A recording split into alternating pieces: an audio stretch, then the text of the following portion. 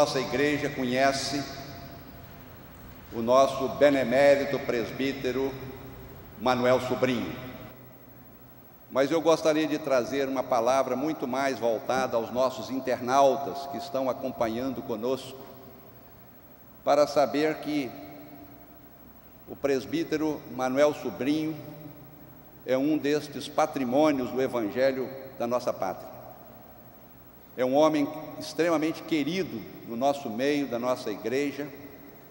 É um pregador leigo, um plantador de igrejas, que tem se dedicado a sua vida à pregação do Evangelho do nosso Senhor Jesus Cristo. É com muita alegria que nós teremos hoje a oportunidade de ouvirmos o que o Espírito Santo já tem falado ao coração deste teu servo, para que ele possa falar ao nosso coração. Nós queremos também falar para os internautas, especialmente da Alemanha.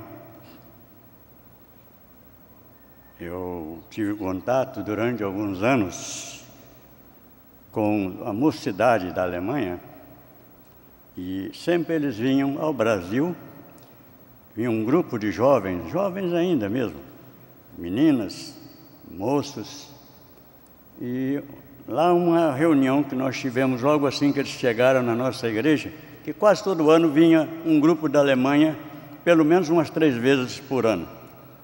Então naquela reunião eu os ensinei um hino em português e pedi ao tradutor, porque em matéria de alemão não sabia nada, né? Mas eu ia falando a letra e o tradutor ia falando para aqueles jovens. E a letra, o hino é este: fala minha alma, ó Cristo, fala-me com amor, sempre segreda-me com ternura, que eu sou o teu Salvador. Faz-me bem disposto para obedecer, sempre louvar o teu nome e dedicar-te o ser. Faz-me ouvir bem manso em suave murmurar, na cruz verti o teu sangue para me libertar. Fala-me dia a dia, fala-me com terno amor, fala-me com segredo, tu és o meu Salvador. E para a surpresa nossa, aqueles jovens, na quarta-feira seguinte, cantaram em português esse hino.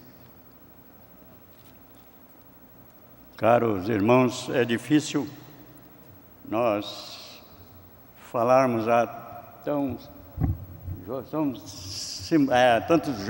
pastores com capacidade, doutores em teologia, mas nós, pela graça de Deus, temos trabalhado durante já 70 anos no Evangelho. Alguém há de dizer, quantos anos tem você? Para estar com 70 anos, pelo menos deve ter começado cedo, né? Comecei realmente, 14 anos de idade. 14 para 15, 16 anos. Nós tivemos a primeira oportunidade de plantar uma igreja em 1948, ali em São Cristóvão, na casa da minha irmã. Eu sempre tive o privilégio de trabalhar com as crianças. Espero que todos aqui sejam crianças e vão ouvir aquilo que eu vou falar e recebam como crianças também a mensagem do Senhor, porque todas as casas, pelo menos umas 5 durante o meu ministério, todas aquelas casas transformaram em uma igreja que estão funcionando até hoje, há mais de 60 anos de idade. De maneiras que a primeira foi em São Cristóvão, na casa da minha irmã. E a última que eu estive foram 42 anos à frente daquela igreja, e também começou com um trabalho de crianças. Que beleza trabalhar com crianças. A criança vem, aí começa a trazer o pai, traz a tia, traz a avó, traz o avô, e aí vai por aí fora. E em pouco tempo nós temos uma congregação formada naquela localidade por causa das crianças. Em Acari eu estive à frente também, e era numa favela. E nós chegamos naquela favela com dificuldade para entrar, porque eram as ruas muito pequenas, vielas, e uma pessoa me chamou e falou: o senhor podia trabalhar com criança conosco aqui? Eu digo: vamos trabalhar. Trabalhei durante 8 anos lá na favela de Acari. Tinha que entrar num buraco. Lá no fundo tinha uma casinha muito humilde. E naquela casinha tinha uma família. E naquela família tinha os crentes. E lá então estava o Senhor Jesus Cristo também. E começamos com um trabalho de criança naquele lugar, com muitas dificuldades, porque para se chegar lá eu tinha dificuldade. Imagina as pessoas de idade.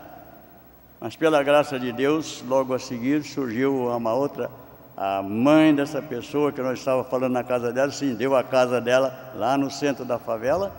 E depois então nós compramos um terreno lá, compramos uma casa, e lá está uma igreja formada também em nome do Senhor. Mas não é sobre o que eu fiz ou o que eu vou fazer, o que o Senhor fez através de mim. Eu quero deixar com os irmãos essa mensagem desse texto que nós acabamos de ler. Lucas capítulo 15, todo ele é de achados e perdidos. Já notaram isso?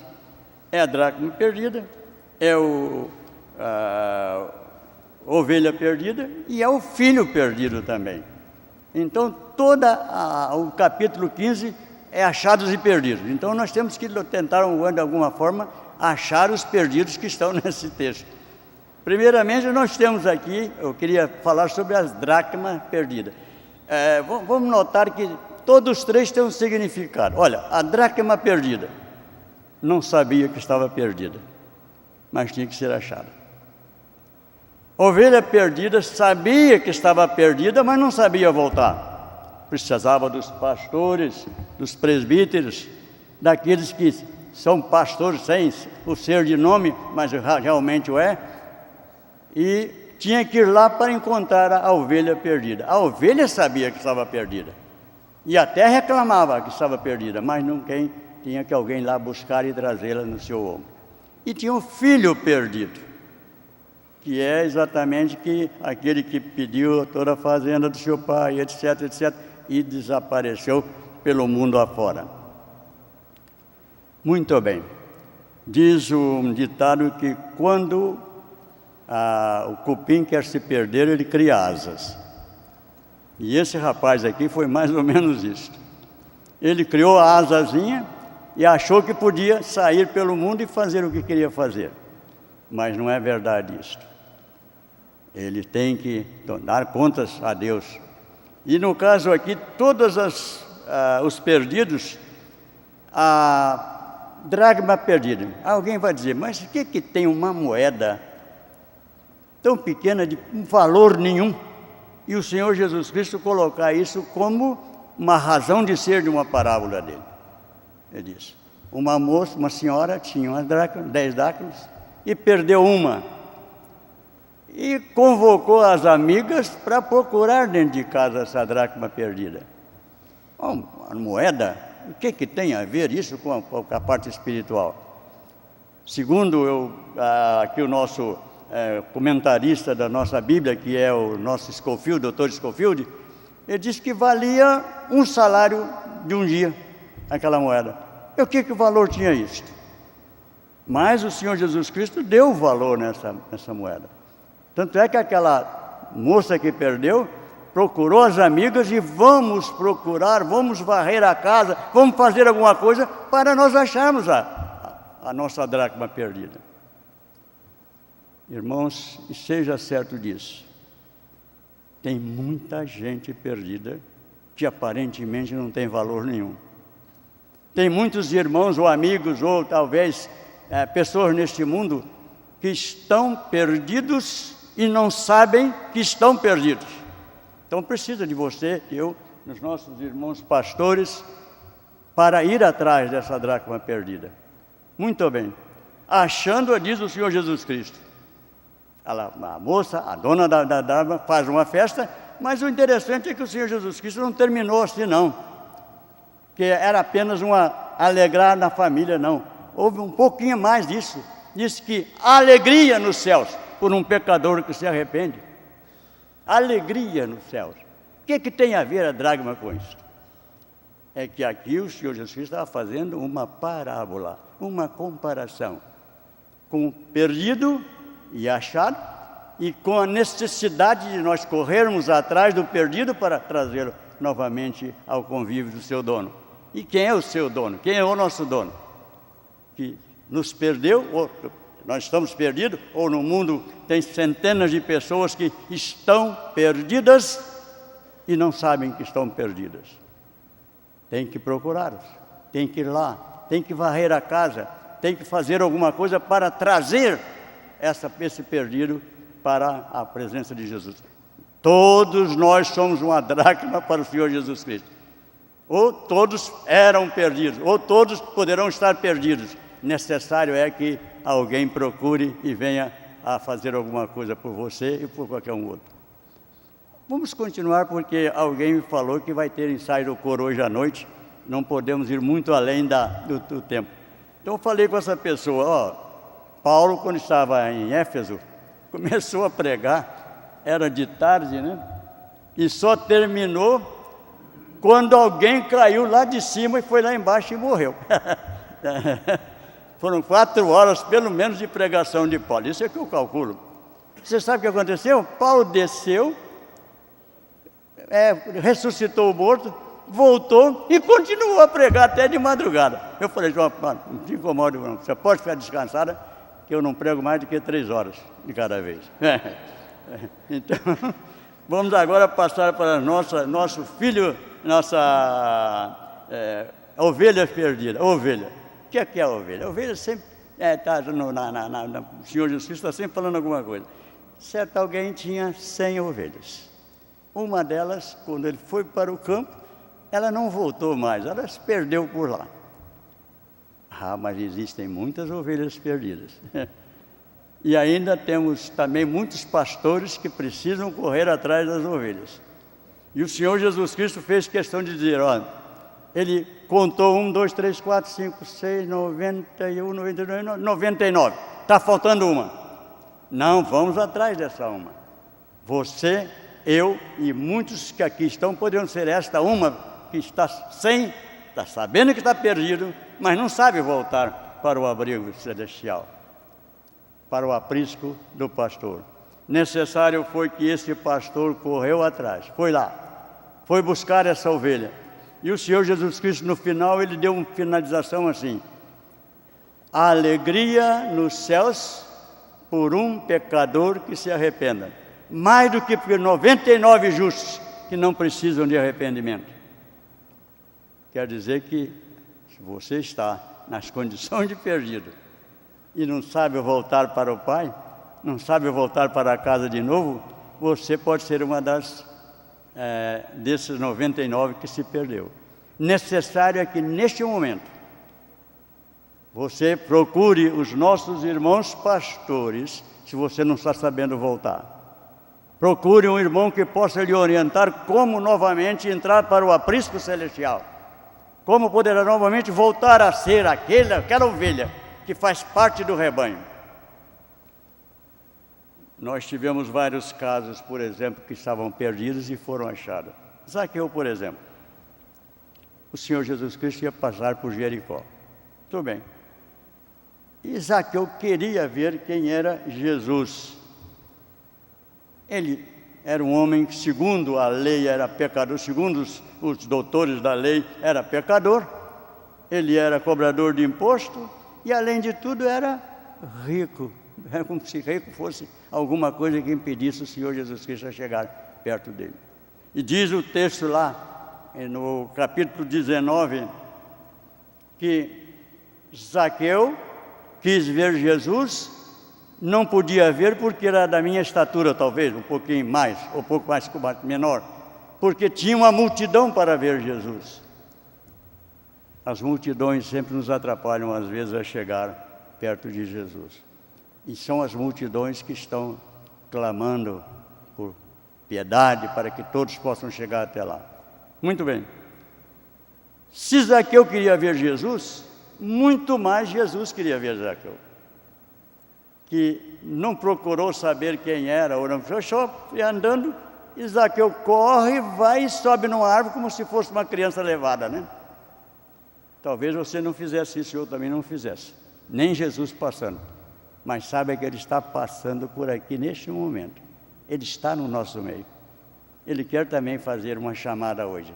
Ô fulano, diga o seu nome, entra na minha casa, eu quero entrar na sua casa hoje, eu quero entrar, talvez não na casa física, mas na casa do teu coração, dentro do teu coração essa noite. Diz o texto que Jesus chegou debaixo daquela árvore e falou: Zaqueu, desce depressa, porque hoje me convém pousar em tua casa. Ele sabia que estava um pouquinho perdido. Ele sabia que se Jesus era o Salvador, se ele queria ver, ele conhecia as suas necessidades de ter um encontro com Jesus. Mas não sabia como. E como é que alguém ia chegar perto dele?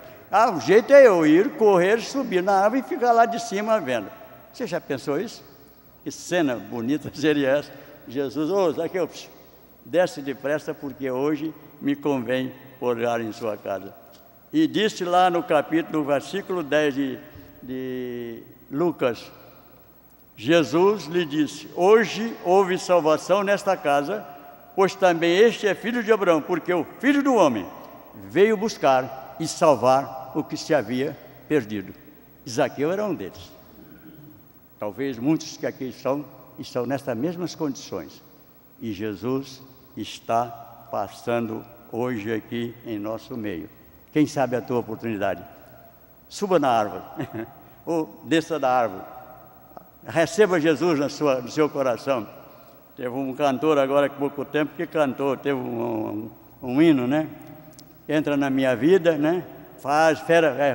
Cura as minhas feridas. Espero que o Senhor tenha curado as feridas daquele rapaz que compôs aquele hino.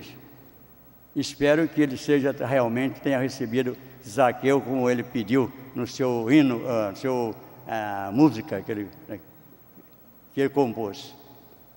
Entra na minha casa, cura minhas feridas, né? E faz-me de ti um servo. Tomara que ele tenha recebido isso. E nós queríamos ainda, para terminar, olha bem, não tem 4 horas ainda que eu estou falando não, né? Tem apenas alguns, pelo lugar tem 50 minutos, talvez nem 50 minutos ainda que eu estou falando. Mas uma coisa é importante, o filho pródigo, eu acabei de falar aqui, esse capítulo é todos perdidos, todo mundo perdido. Agora é o filho pródigo. Papai, me dá a minha parte da fazenda. Ele só podia dar quando o pai morresse, mas pediu a parte. Ele volta a frisar no nosso cupim. Cupim só quer se perder quando cria asas. O filho, quando quer se perder, ele cria um pouquinho de asas e começa a mandar no pai. Começa a mandar na mãe, começa a mandar no tio, no avô, em todos, né? Então, o cupim sai da sua, não sei a casa, não sei o que é, onde ele fica, lá no cupinzeiro, e quando ele começa a voar, uns minutos depois as asas caem. E ele começa a andar purinho, sem nada, peladinho, sem as asas. E aí, então, tem que procurar um socorro. E este rapaz aqui foi um cupinzinho também. Criou asa, pediu que o Senhor, o pai dele desse a parte da fazenda, deu a fazenda, ele foi, gastou com as meretrizes, gastou tudo que tinha. Ele era um filho que para o pai estava perdido, e não digo mais, para o pai ele estava morto, segundo a narração do Senhor Jesus Cristo aqui, no seu comentário. Diz que esse rapaz foi, e um dia se levantando, ele disse: hoje, quantos jornaleiros do meu pai têm abundância, e eu aqui estou perecendo de fome. Fora da casa do Pai, fora da casa de Deus, fora do abrigo do Senhor Jesus Cristo, você continua padecendo de fome espiritual. Quantos jornaleiros, quantos trabalhadores do meu Pai têm abundância e eu pereço de fome? Aí entra o fator pai, pastor ou aquele que quer pegar e dar um conselho. Quem sabe lá onde ele estava ele procurou alguém para conselho, mas onde aí ninguém lhe dava nada. Aí levantar-me-ei. Isso chama-se conversão. Converter. Ele estava indo para lá, ele tinha que voltar para cá, para a casa do Pai. Você estava fora da igreja, você está fora da igreja, volte para a igreja para novamente ter o convívio com os irmãos. A brasa junto da outra fica bonita, mas se tirarmos uma brasa, tirar a outra, se tiver duas, elas ficam vivas, mas uma só vai apagar.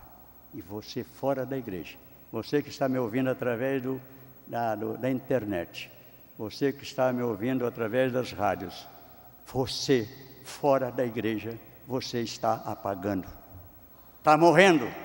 E aqui o pai dele disse: vamos fazer uma festa quando meu tio chegou. E quando ele chegou, vinha lá, ele disse: não, eu vou falar com o papai. Não quero nada do senhor mais. O senhor vai me fazer como um teu jornaleiro. Agora, a partir de agora, eu não quero mais nada do senhor. Quando ele chegou para falar aquele que ele tinha pensado em falar, aquele discurso que ele ia falar, o pai não esperou que ele fizesse o discurso todo. Já o abraçou e colocou sobre ele, disse: vamos trazer as roupas novas, porque meu pai está todo, meus filhos estão todos rasgados. Porque ele foi, perdeu as asas, desapareceu, passou fome, perdeu tudo que tinha, e até as roupas que ele tinha se perdeu. E disse que o pai: vamos fazer o seguinte, vamos novamente colocar no lugar de filho. E você que está ausente, você que está me ouvindo, você aí pela internet que está nos ouvindo, volte para a casa do Pai, porque vai haver uma festa, viu? Vai matar o bezerro cevado, vai fazer um porcão, porque ele disse aqui, o pai dele: esse meu filho estava perdido e foi achado. Estava morto e reviveu. Ele não morreu. Ele não tinha morrido. Mas para Deus, você fora da casa do Pai, fora dos condomínios de Deus, você está infalivelmente morto. Nós lembramos do Senhor Jesus Cristo quando tinha que ir da Judéia para Galiléia, ele tinha que passar por Samaria. Eu não me esqueço daquela passagem com aquela mulher samaritana. Eu li, não vou nem ler, porque não há necessidade de ler, porque nós já temos ela na cabeça. Jesus Cristo chegou ali na beira do poço, lá estava uma ovelha perdida. Lá estava uma dracma perdida. Ela estava perdida e não sabia que estava perdida. Lá estava uma ovelha perdida porque não sabia voltar para a casa do Pai. E lá estava uma ovelha perdida porque estava morta para o Senhor Deus. Diz que Jesus começou com a mulher samaritana e digo: a senhora quer me dar um pouquinho de água? Digo: como sendo tu judeus, pode me pedir água? Eu sou judeu, você é samaritana, e eles não se davam, e então não tinham nem contato físico, nem por voz, nem por conversa, especialmente com mulher. Jesus então virou para ela: mulher, se soubesse quem está te pedindo água, você pediria a água, ele daria, ele faria uma fonte nascer dentro de você, e essa fonte podia jorrar para a vida eterna. E ela falou: então o senhor me dá essa fonte para que eu não volte mais aqui. Ele disse: muito bem, não dúvida não, vai, busca o teu marido. Só, mais nada. Traz o teu marido aqui. Senhor, eu não tenho marido. Disseste bem, que tivesse uma porção deles, mas agora o que tens não é teu. Mas senhor, o senhor é profeta? Digo: realmente, o senhor é o Messias? E o Jesus não negou para ela que ele era o Messias, não. Eu sou realmente. Ele falou: eu sou. E mais tarde, quando ela trouxe toda a cidade para ouvi-lo, ele confirmou: eu sou Jesus, sou eu que falo com você. Cego também, lá quando Jesus curou o cego, Nascença, capítulo 9 de João, diz que ele chegou perto do cego de Nascença e fez um lodo, colocou na vista do cego e ele mandou: vai no tanque de Siloé e lava-te. Você já pensou se fosse comigo, se fosse com você? Mas o cego não enxergava. Ele era uma dracma perdida. Ele não tinha condição de nem saber onde é que ele estava, nem o que ele era. Alguém levava ele para ali na beira da estrada para ele mendigar. E chega Jesus, coloca um lodo sobre a sua vista e diz a ele: vai ao tanque Siloé e lava-te. E ele, o texto lá está dizendo assim: eu fui, lavei-me e vi. Pura e simplesmente. É esse transcurso que você tem que fazer. É quando Jesus mandar fazer alguma coisa, faça. Talvez até um absurdo, até uma coisa que a gente não sabe nem o que é, né? Era cego de nascença. Jesus botou um lodo, cuspiu na terra e fez o lodo e colocou. Vai e lava-te no tanque de Siloé. E ele disse: eu lavei, eu fui, lavei e vim. Aí quando voltou, os líderes religiosos começaram a criticá-lo. Você, quem foi que te curou? Não sei, um homem chamado Jesus. Mas quem é ele? Não sei. Ele não sabia porque Jesus já tinha saído dali. E eles começaram a apertar o rapaz para que ele fizesse quem era Jesus. Porque eles queriam saber quem é esse profeta tão poderoso que curava e dava vista a cego de nascença. Hoje os nossos médicos aí de vez em quando conseguem dar uma vista a quem tem um problema de catarata, né? É cego, mas catarata já toca uma lentezinha, mas cego de nascença até aquela época não tinha ninguém que curasse. Ele disse: você está louvando tanto esse senhor? Ele disse: vocês estão dizendo que ele é pecador. Muito bem. Se é pecador, eu não sei. Uma coisa eu sei. É que eu era cego e agora vejo.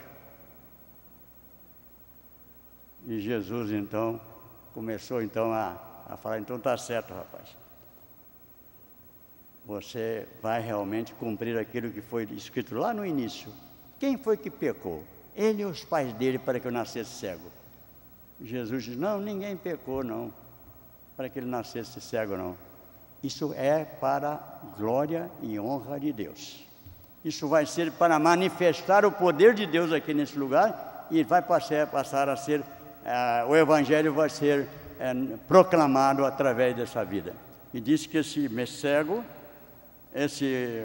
o cego do capítulo 9, foi para a igreja e os líderes da igreja, os religiosos, entre aspas, colocou fora da igreja. Expulsou da igreja, porque naquela época quem falasse em Jesus era expulso da igreja. Aí Jesus, encontrando-o, disse: rapaz, você crê no Filho de Deus? Quem é ele para que eu creia?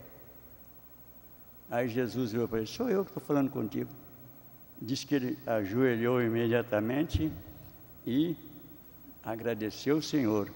E Jesus então, a partir daquele momento, o abençoou e, sem dúvida nenhuma, nós vamos encontrá-lo, sem dúvida, na glória, com Deus Pai, Deus Filho e Deus Espírito Santo. Que o Senhor nos ajude, nos abençoe e nos dê a alegria de termos o privilégio de trazermos uma ovelha perdida para o Pai do Paulo, uma dracma, que não é o símbolo, aquilo não era a dracma, era que ela não sabia que estava perdida, e você que está me ouvindo através da internet também pode não saber que está perdido, mas você tem que ser encontrado. E você que está aqui, que está pensando que está livre, não está perdido, dê um lugar ao Senhor na vida. Que Jesus pode te encontrar essa tarde e dizer: rapaz, você me conhece? Você sabe quem sou? Eu sou Jesus, eu sou o Messias. E você então tem que, a partir de agora, crer em mim. Então ele: creio, Senhor, tu és o Filho de Deus. Porque ele disse: ele botou a laminha nos meus olhos, a saliva. Mandou que eu fosse no tanque de Siloé. Eu fui, e lavei e vim.